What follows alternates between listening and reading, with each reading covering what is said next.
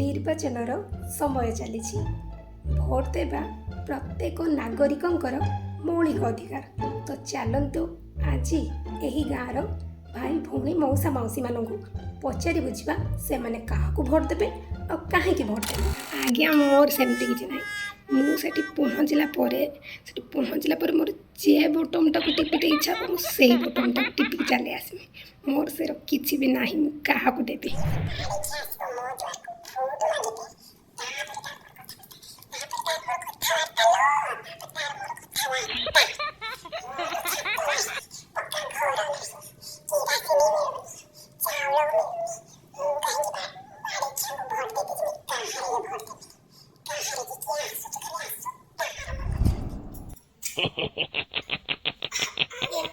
ମୋତେ ଯେ 10 ଟଙ୍କାର ମଦ ଦେଇଦେବ ମୁଁ ତାକୁ ଭୋଟ ଦେବି।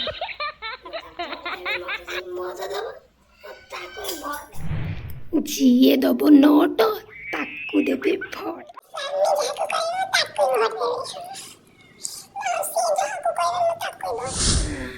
ସବୁ ପାର୍ଟିରୁ ଖାଉଛି। ହଁ, ତିନିଟା ଯାକ ଦଳ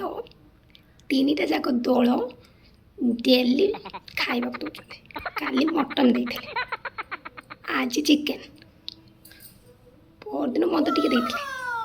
ତେଣୁ ମିଳୁଛି ଯଦି ଖାଇଦେବା କଥା। ହଁ ଆଜ୍ଞା, ସବୁ ପାର୍ଟିରୁ ଖାଉଛି ଯାହାକୁ ହେଲେ ଗୋଟେ ଦେଇଦେବା।